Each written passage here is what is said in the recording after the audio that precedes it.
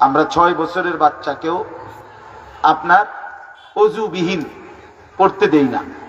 সমস্ত পড়ালেখা বাচ্চা পাক পবিত্র থাইকা অজু অবস্থায় পড়ে। অসংখ্য প্রতিষ্ঠান এমন যাদের এই ব্যাপারে কোনো আলাদা কোনো গুরুত্ব নেই। ছেলে পেশাব করে পানি নেয় বা না নেয় এটা নিয়ে তাদের কোনো মাথা ব্যথা নেই। ছেলে কি দাঁড়াইয়া পেশাব করে না বসে পেশাব করে এই নিয়ে মাথা ব্যথা নেই। দেখার বিষয় হলো পড়া পারে কিনা, পড়া বুঝলো কিনা, খালাস, পড়া পারলো শিখলো। কিন্তু না, আপনারাও সবাই বুঝেন যে সবাই এই শব্দটা জানেন যে শিক্ষা দীক্ষা, আমরা বলি বাংলায় এটা যে শিক্ষা দীক্ষা। এখন প্রশ্ন হলো দীক্ষা মানে কি? শিক্ষা তো বুঝলাম নির্দিষ্ট পড়া মুখস্থ করলো, শিখলো, মুখস্থ করলো, তো দীক্ষাটা কি? এখানে এটা এমন শব্দ না যে কিছু শব্দ তো আছে একটা শব্দের সাথে আরেকটা বলছে অর্থহীন, যেমন কলম টলম, তো এটা সবাই বুঝে যে টলমের কোনো অর্থ নাই। কাগজ টাগজ, তো কাগজের অর্থ নাই। তো শিক্ষা দীক্ষা এমন না, শিক্ষা শব্দের উল্টা না, এটা এমন না যে এটা শিক্ষার উল্টা কিছু না, এটা আলাদা শব্দ। শিক্ষা দীক্ষা যেমন আমরা অনেক সময় বলি যে নামাজ রোজা, লোকটা নামাজ রোজায় ভালো, তো এর দ্বারা কি শুধু নামাজ আর নামাজের উল্টা শব্দ রোজা না, এটা একটা আলাদা কি আমল। নামাজ একটা ইবাদত, তো রোজা একটা ইবাদত। তো শিক্ষা এটা একটা বিষয়, দীক্ষা এটা একটা বিষয়। শিক্ষা তো তালিম, দীক্ষা এটা তরবিয়ত, আখলাক।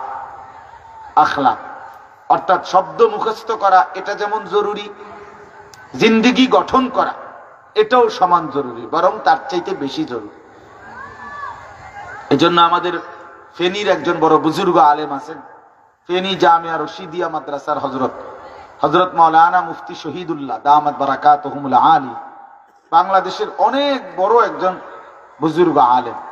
হযরতের মাদ্রাসা ফেনীতে, সেই মাদ্রাসা একটা মাদ্রাসায় কওমি মাদ্রাসা, সেখানে প্রায় 6 থেকে 7 হাজার ছাত্র পড়ালেখা করে। প্রায় 200-এর উপরে উস্তাদ আছে, 200-250 হবে। তো এই জন্য বললাম যে হযরত সবসময় বলে যে পড়া মেধা অনুপাতে কম বেশি হইতে পারে, আখলাক বরাবর হইতে হবে। আখলাক, ছাত্র মেধাগত যোগ্যতার কারণে কেউ রুল নাম্বার 1, কেউ রুল নাম্বার 10, কিন্তু আদব আখলাক বরাবর বরাবর হওয়া চাই। আমরা এটা খুব খেয়াল করি না। আজকে সবাই মনে করে বাচ্চার পড়ালেখা হচ্ছে, ঠিক আছে, পড়তেছে, যাইতেছে, আসতেছে, ছেলেটা পড়তেছে, রেজাল্ট আসছে, কিন্তু আখলাক কোথায়? যে ছেলেটা কখনোই প্রস্রাব করে টয়লেট পেপার ব্যবহার করে না, দাঁড়িয়ে বসে প্রস্রাব করার ক্ষেত্রে কোনো পার্থক্য করে না, তো তার আখলাক, তার জীবন গঠন হইল শব্দ না মুখস্থ হইল? শব্দ না মুখস্থ হইল? যে ছেলেটা তার মোবাইলের মধ্যে রাত দিন নাচ গান ছবি জিনা ব্যভিচারের দৃশ্য অথবা শুধু শুধু অনর্থক মোবাইলটা টিপলো, তো পড়া তো মুখস্থ করলো, কিন্তু আখলাক কই হইল? আখলাক কই হইল? 3 বছরের বাচ্চার হাতে মোবাইল দিয়ে দিছে, 2 বছরের বাচ্চার হাতে অভিভাবক মোবাইল দিয়ে দিছে, মানে খামখেয়ালির এক জিন্দেগি। এক সন্তান গঠন কিভাবে করতে হয় মুসলমান তাও জানেন, তাও জানেন। বাচ্চাকে টেলিভিশনের হাতে তুলে দিছে, টেলিভিশন দেখে দেখে শেখো। বাচ্চাতে সমবয়সীদের হাতে তুলে দিছে যে সমবয়সী বন্ধুদের সাথে আড্ডা দিতে দিতে যা শেখো শেখো। এটা কখনোই কি না, নিয়ম না।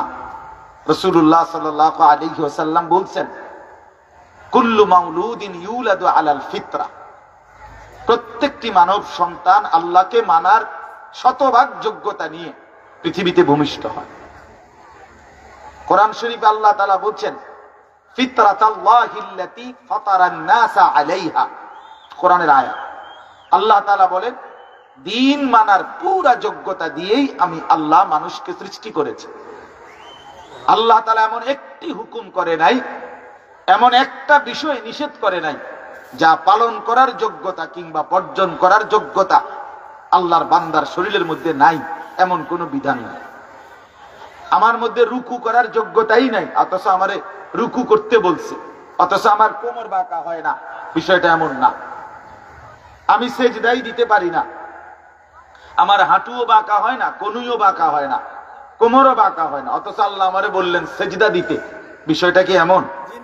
কথা বুঝছেননি আমার কথা? আমারে বানাইলেন তাল গাছ, আমারে বলতেছেন সেজদা দিতে। এইটা বললে না জুলুম হইতো?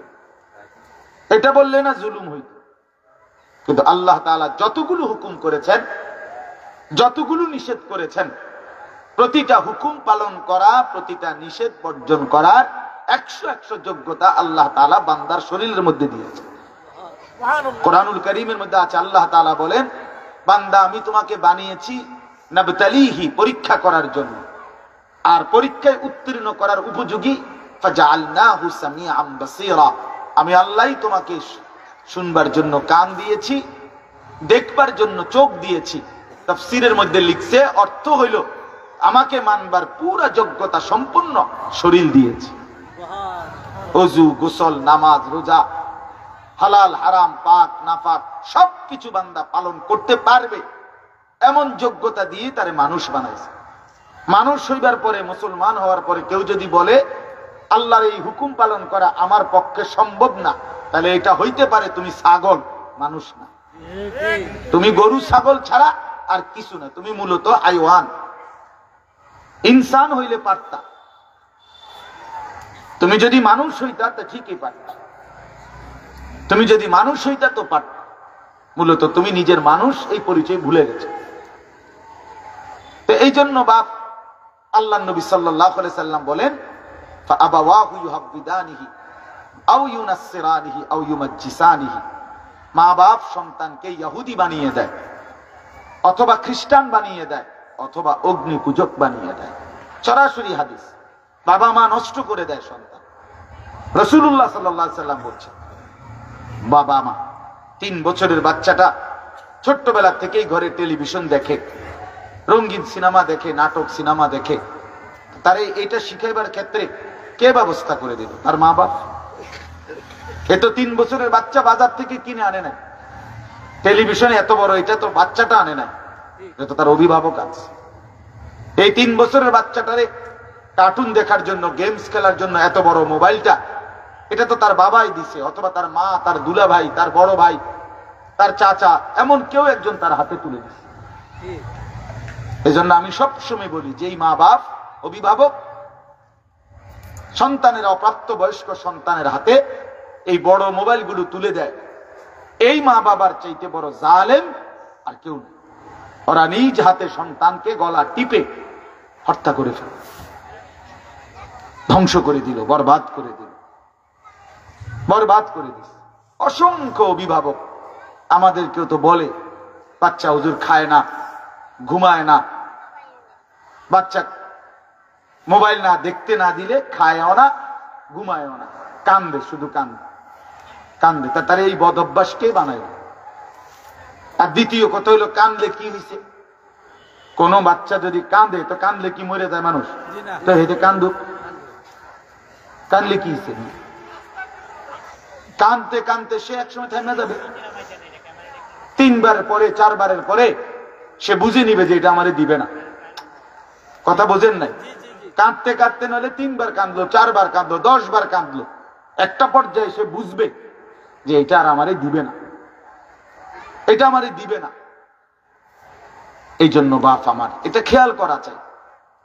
আমি এই কথাটা শুরু করছি এই কথার থেকে, যে কোরআন সুন্নাহর ইলমের জন্য আদব জরুরি। এক তো আপনি